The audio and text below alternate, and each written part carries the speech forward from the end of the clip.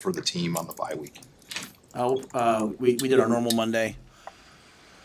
We replaced the afternoon meetings with study hall, so guys can get caught up, not caught up, but get a good jump academic. Someone's phone. Still recording. We'll practice Tuesday, Wednesday, Thursday. Then we'll give everybody off, Friday, Saturday, Sunday, and come back to work Monday. So far this season, in the turnover department, only one fumble loss. Just what have you thought of the ball security, the intentionality of guys on offense? Yeah, I think I think we're second in the Big Ten right now in turnover margin. Right? I forget what the number is nationally. I just went through it with the team, so it's a good example of, putting your mind to something and getting it done. And we won the turnover battle again this past game, so it's every game but one. One game we tied, all the rest of them we've won. So,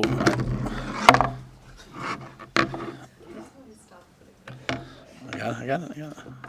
So whoever doesn't have a case, someone doesn't have a case. That's up to me. Yeah, but I think it's been months and months of work, and it's also just, I think sometimes we think we were working on it last year, and while it wasn't coming to fruition, I still think the work we did last year, the work we did this offseason, the work we did in training camp has helped, and it's just the guys. The guys are protecting the football. They're running violently, but still have great ball security. So it's been a good thing. That was one of the three areas I think of emphasis that we've seen in that chasing through job, that turnover margin. And then being the most physical team and the culture of execution. As you think over the first half of the season, it's a good sort of dividing point of 6 games. How do you feel like you've scored in those other 2 areas? Yeah, I think it's a work in progress. I think we've been a very physical team. I think Illinois, I didn't feel like we were the more physical team.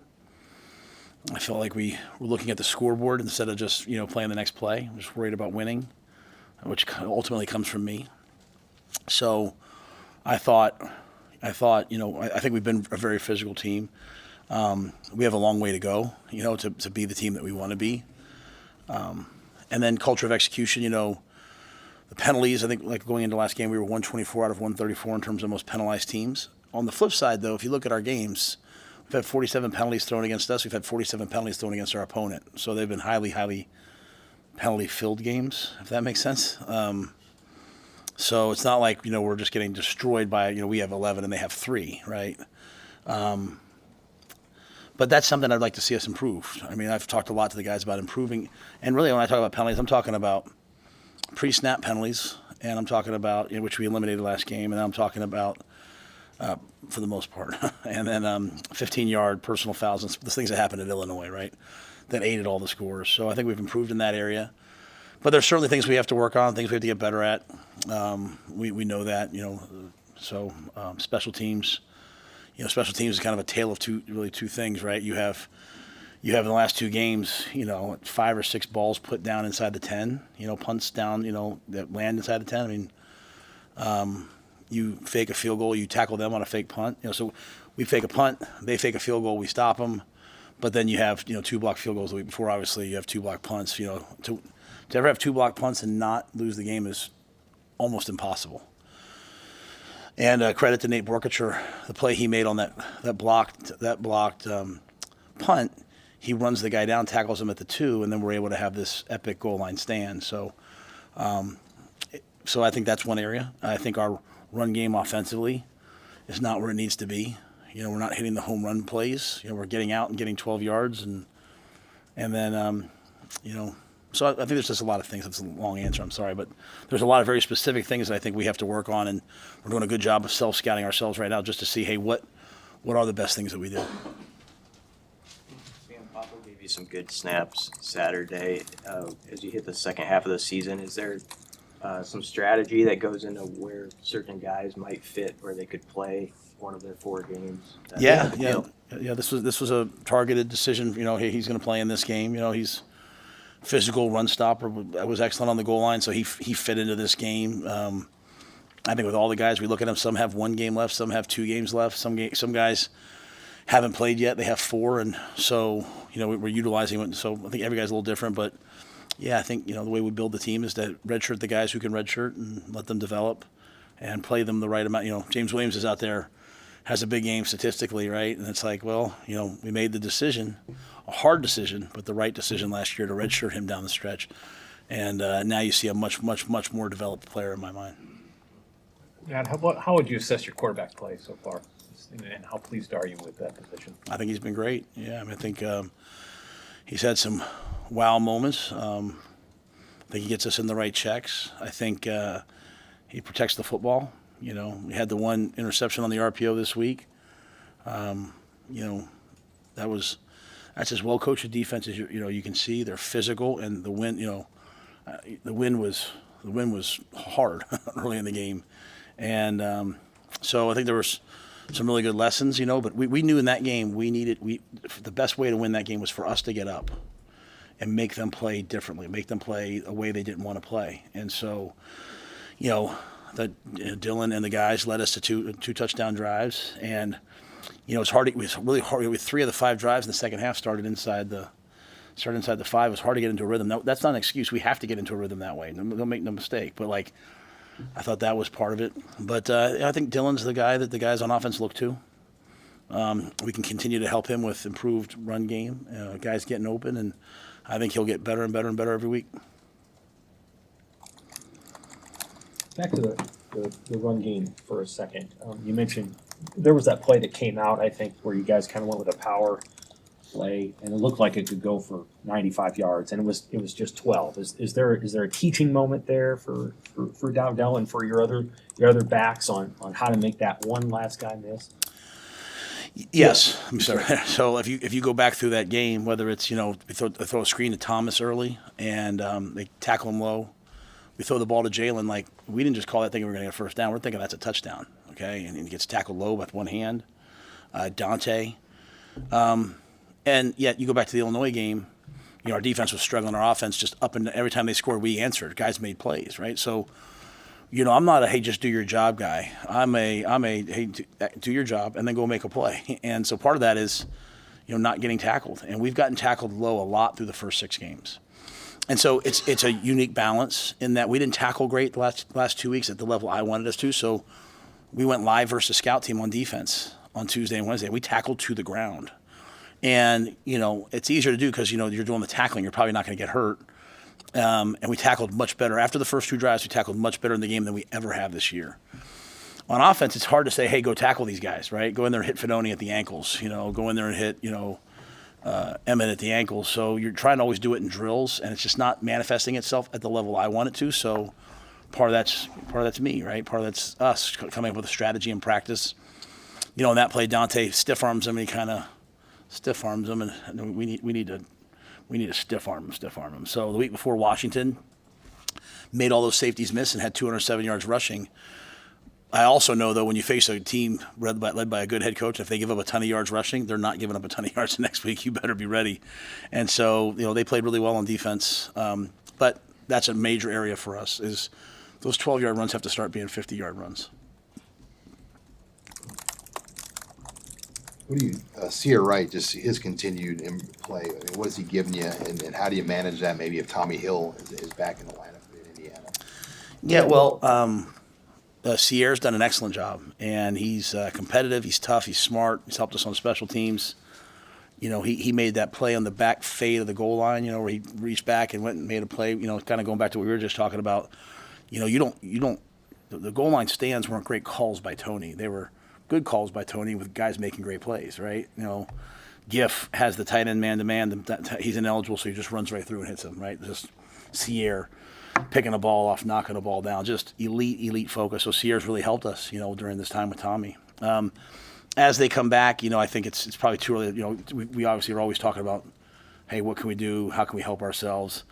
But, I'm not sure that I'm ready to know that yet. But we hope to get Tommy back, and we thought he was going to play in that game up until kickoff. As he was running out, just couldn't quite go. But again, we have Sierra, so it's not like we're forcing Tommy to come back too early, right? We want him to come back and be healthy. So hopefully Tommy can have a good week of practice, and then between those three guys, we'll rotate him around. What specifically did you see on those block punts, and how determined do you see guys within that operation to get that fix coming out in the second half of the season?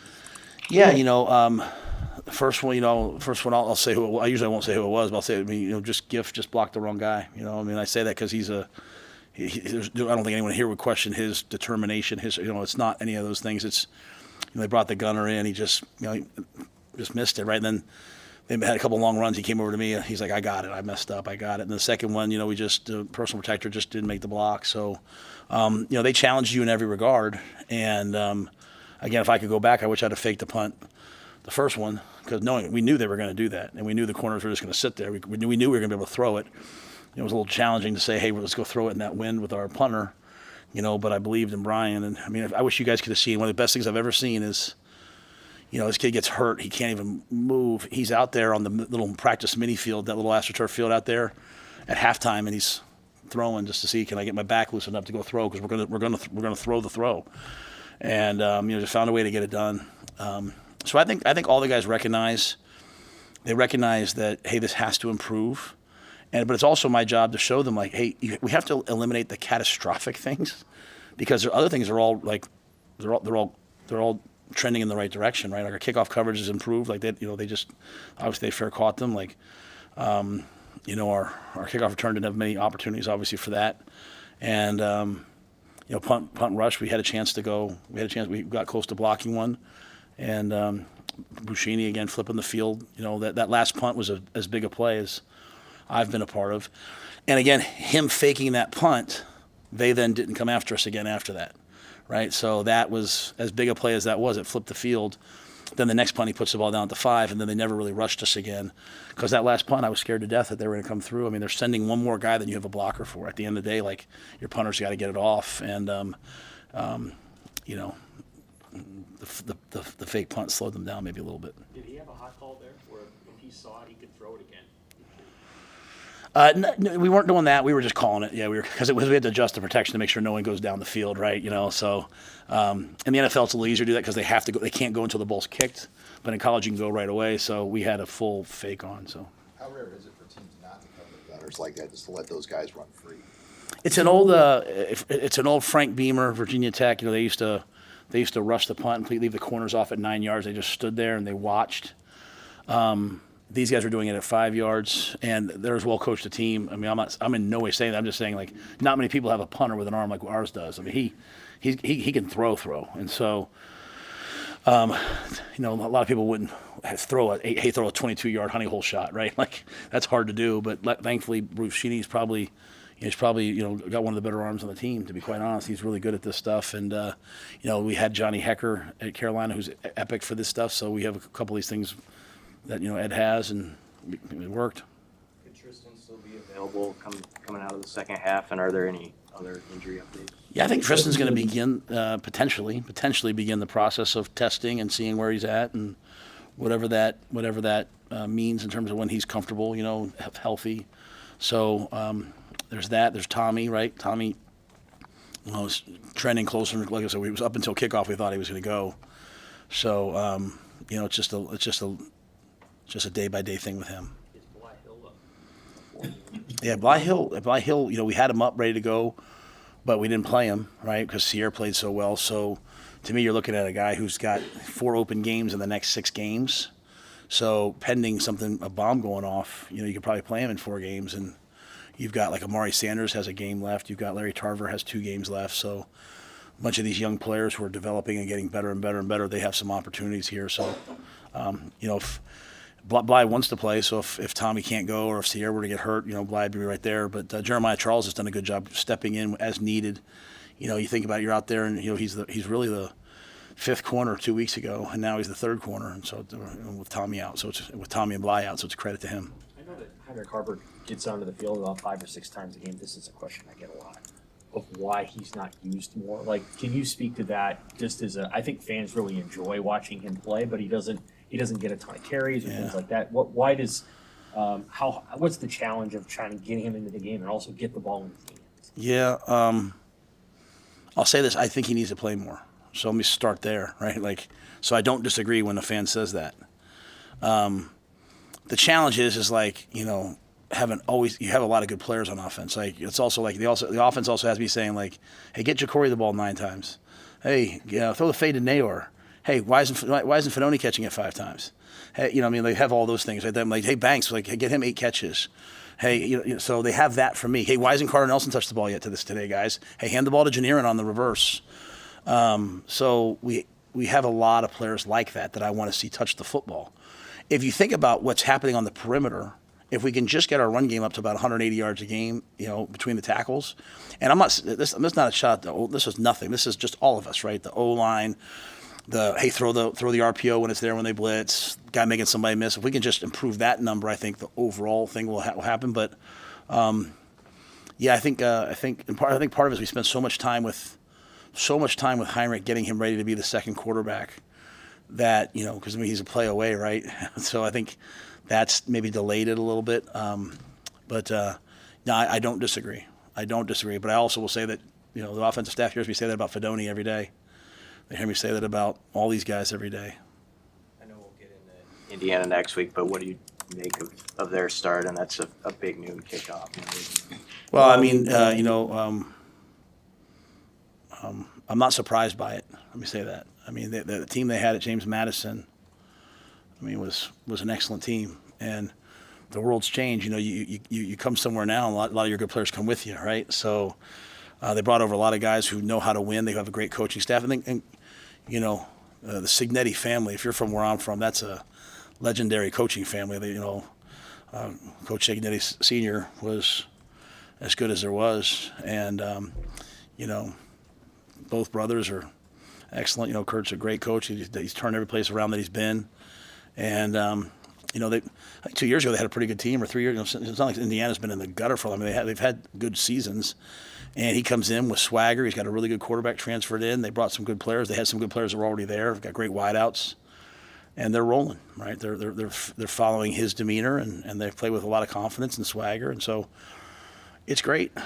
Again, it goes back to what I said all training camp of looking at the schedule before the season and saying what games are easy and what games are hard is not true, and it's not the way of college football anymore. Everyone's got to get that in.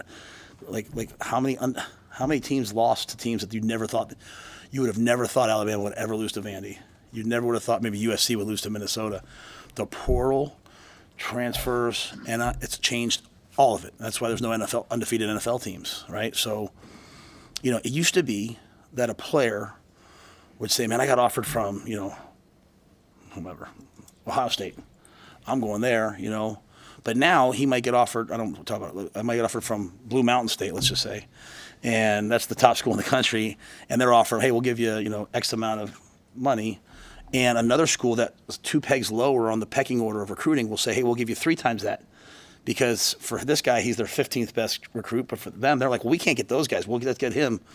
So now that kid's like, do I go there for $50,000 or I do go there for $250,000? So all of a sudden so why were the great teams of the 90s and 2010s, why were they so dominant? They stacked up all the talent. And when guys got hurt, the next guy came in was also a Parade All-American. Now the Parade All-Americans are all spreading out a little bit more. So it's just different. So the days of, you know, it's just different now. So I think Indiana's a tremendous example of that. It's a completely different roster this year than it was next year. You know, you guys got stuck with me. You know, like I said, I didn't get to bring anybody with me. You know, I love Bryant, but he can't play. You know, they didn't let me bring McCaffrey. They didn't let me bring Brian Burns. So, you know, we came in here and we just been building with the guys that were here and trying to recruit, just kind of a little more the old school way. But you know what, like people that are moving now, it's just a different world. So I think we all have to just adjust to it. Not part of that different world. Have you, with the 4-game redshirt and transfer trend that's kind of going on, have you had to have some conversations last few weeks with guys who are thinking about leaving, or has it been pretty? Yeah, I've had no one say, hey, I'm thinking about leaving, can I redshirt? My main conversations with most guys are like, I'm normally the one saying, hey, you should redshirt. Like I just don't believe that playing for guys, if they're not playing, like Ja'Cory shouldn't redshirt, he's playing. But if you're playing 8 plays a game as a freshman or playing 50 plays a game as a senior, like look at Ty Robinson. Like look at how dominant Ty is right now. And was he that way last year? Was he that way the year before? He was good. He's gotten better every year. And that extra year for Ty now, he's doing things. So I believe in redshirting. I believe in the old school process. So, but you know, it takes parents who trust you. It takes players who trust you. And at the same time, if a player says to me, Coach, it just isn't right for me. I want to transfer. Can I? I'm not going to throw him off the team. You know what I mean? Like, it's just not my way, right? So, anyway, I haven't had anybody come to me and say, hey, I want to do this or anything like that. Like, I haven't had that. Is Ty playing 61 snaps on a day like that? Is that worthy of praise, or is it something you just expect from him? Yeah, I think it's worthy of praise. Yeah, I try to keep that. I'd like that number to be like in the 40s and 45. But like, again, it was a little different because there are some subtle things in that game. Like like Tony got out of his comfort zone and he played 3 different personnel packages. Right, like he took the jack off the field and played with 3 true linebackers to play the 3 down stuff.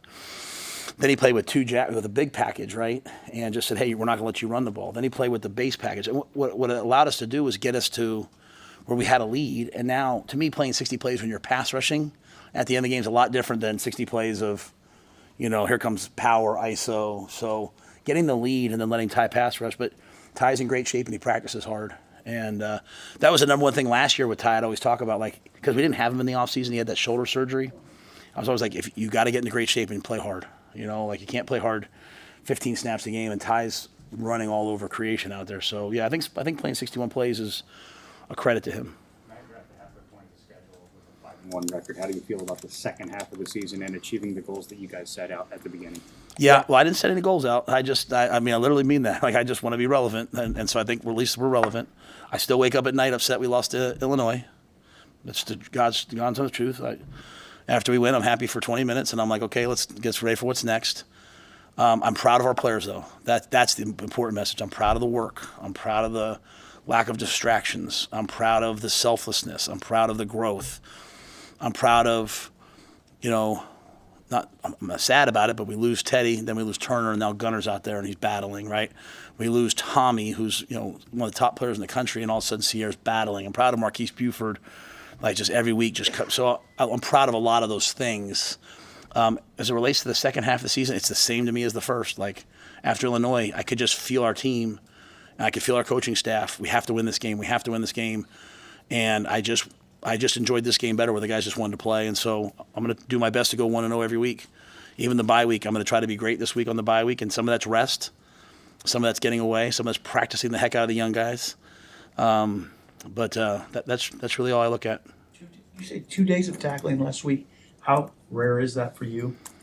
Yeah, I haven't ever really done that. Now, my teams at Temple and my teams at Baylor, I hate to talk about the past, like they would have come out on Tuesday and maybe tackled okay, thudded okay, and then on Wednesday I'd have shown them the bad plays and they'd have gone out there and they'd have tackled. They'd have been like they had an edge to them. And we really hadn't gotten that back yet last 2 weeks. Like we were better, I thought, against Purdue. But, Monungai's a really good back. That's a really good back now. And so to me, the game's easy when it comes down to tackling. Like I give them all hey, we're going to have to tackle. I told the defense, you're going to have to win third down. Rutgers gets in a lot of third downs. I think it was between third and fourth down. It was just epic how well they did. The offense, I said, hey, the key for you guys is just score touchdowns in the red zone. This is top 10 red zone defense. We were there twice. We scored touchdowns twice, right? It might be a reverse sweep to Janier, and it might be a old school power play, but we got in the end zone. Special teams, I just told them steal a possession. Now, we stole a possession with the fake. Now, I didn't think we were going to get 2 punts blocked, but we stole a possession. So it was all those things, but part of that was tackling.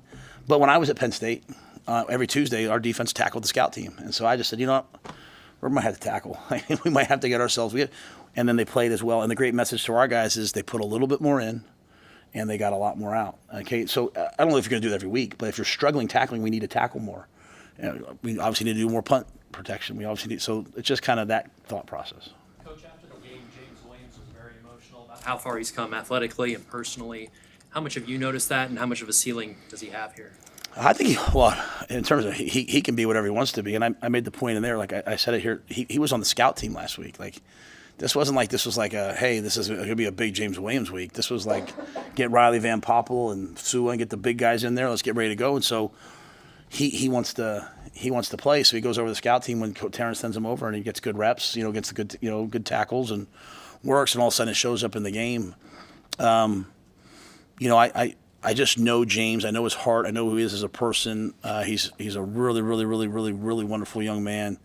You know, we had the D-line at our house 2 weeks ago, and like, just, you know, my kids love him. My dogs love him. Like, he's just got that kind of a heart, you know, and I think everyone rallies around him. So he made some plays. But what I liked was, you know, I'm not big on all the, like, hey, look at me stuff, right? Like, I'm kind of old school that way. I loved after his one sack.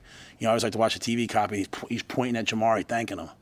Because, like, Jamari did an excellent job on, you know, getting up the field so he could come up and under. And so, to me, it's not, you know, it's selfless. And I think Terrence has done an amazing job in that room of building a brotherhood, a camaraderie, where they all root for each other. So I'm proud of James a lot. He's doing well in school. He's doing well socially. He's a really good dude. Will you be able to recruit on the bye week, or how will you manage? I know you only get the 33 days. I know. Will you be able to use much this week? Yeah, we won't do much this week. We might go see one guy here, one guy there. We've been sending some guys out along the way. We're going to use the second bye week as the big recruiting week. I think this week, to me, you know, this started in July. You know, we started training camp in July, so it's July into August. You look at most Big Ten teams, they didn't go 6 in a row like we did. Some did, but not many. So I really want the coaches and staff, players to work, and then just take a little time to refresh, come back, take them one, and then we'll play 3 games, and then we'll have a bye week. And then that bye week, you know, we'll go recruit, and we'll use up the rest of our days. But yeah, to your point, the change in the schedules made it a little bit harder. And then, you know, there's no December recruiting now. So really, most of the days I'm going to try to use them for my days, you know. So we'll try to get out next week. Physicality, just for a second. So, you know, it was before the Purdue game. You did sort of the one-on-one drill before the game. Then you did it again against Rutgers, and it strikes me that, you know, last year after the Michigan game is when you guys had sort of a change moment. It feels like the Illinois game was that similar, even though, I mean, it wasn't 45-7, but are there similarities to that Michigan moment, to this Illinois moment, and how you changed as a coach? And maybe button pushing is the wrong word, but like change maybe an approach or something? No, I'm a button pusher. There's no doubt. That's my job. There's no doubt. Like, I described it to the players today as like, it's like you know, the whack-a-mole game, right? Like last year it was turnovers, and then you fix turnovers, boom, and all of a sudden penalties show up. Now you're like, penalties. Now it's like, oh, field goal block, boom, and then the punt block. Like, and it's like at some point you know you're trying to, but again, as the years go on, those things get less. The lessons are learned. The lessons I'm talking about or Tony's talking about start being happening amongst the guys. And when people refer to culture, that's really what it is. I mean, I think we're unbelievably physical in spring and in training camp. It's just there's a natural inclination for people as the season goes on. Like, you literally have full-time people. You know, Mitch comes up to me, hey, we should be careful player load, and you naturally want to cut back. And to play great defense, you have to practice great defense. Like, to play great defense, you have to practice great defense. And so, you know, we practiced hard the Illinois week. Don't get me wrong. I just think, you know, again, we're learning how to do things. You know, like Notre Dame lost to Northern Illinois, and they came out the next week against Purdue, and they looked like they were on a mission. You know, so I remember watching that, and that's kind of what happens to teams. You know, we still have a lot of things to figure out about ourselves. Last year after Michigan, it was like, I will not tolerate quitting. That's all that message was. It was, you can lose. We don't want to lose. But people are not spending their money to come to a game and watch us lay down. That is just not happening. And we certainly didn't quit against Illinois. I just think against Illinois it was, again, kind of that, hey, get to the moment. It's a little tight. We've had 2 7-point games in the fourth quarter the last 2 weeks, right? And now I know Purdue, whatever, but, you know, it's 2 7-point games. I didn't think in either game our guys panicked. I thought they played to the end of the game.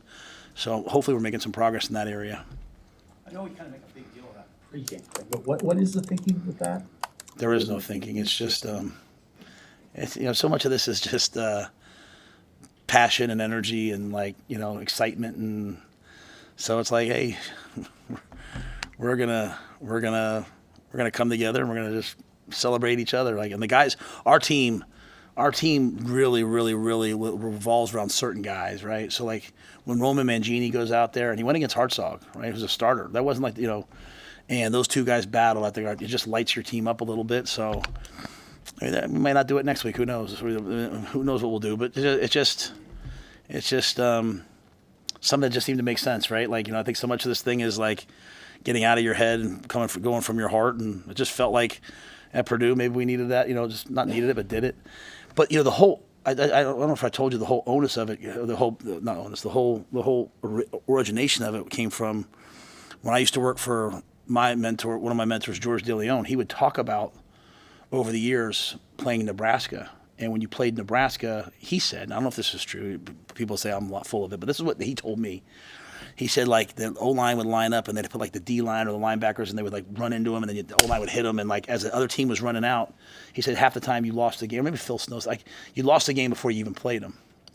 You know, you just came out and you saw the physicality of Nebraska and the pipeline, and you were like, it's going to be a long day. So we were at Temple at the time. We said, all right, well, we're going to do Oklahoma drill at the 45-yard line. And I still have coaches will say it to me, like, then we got to Baylor, and the kids were like, we're not doing that, coach. We don't want to do that. Let's do pat and go, and we'll get open.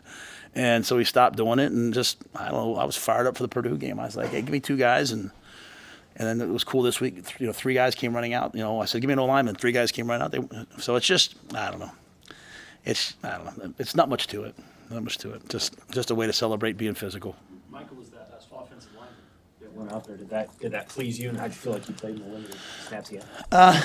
I was pleased that they all came out, right? I mean, the Canuck, the hardest thing is when one guy won't leave and then you have to referee it. I was like, oh, just someone please walk away. But no, I was happy for Micah. He wanted to get in there. He played. He was the jumbo tight end. He caved that edge down. Micah played the way he's capable of playing, right? And so Micah can be whatever he wants to be. He's like everyone else, just has to stay focused day by day. And but he really helped us in those crucial. I mean, we went for 4th and 1 on our own 30-yard line, right, or 35-yard line the first drive. We were 3 for 3 on 4th down when you count the fake punt. So that was not a game we were coming here to play it conservatively. And so I think him and Lindemeyer, Borkacher, those guys running the power play, Liebentritt. So happy for Micah. Hopefully we can build on it this week. All good. All right. Thanks, guys. Sorry, there's no Valentine.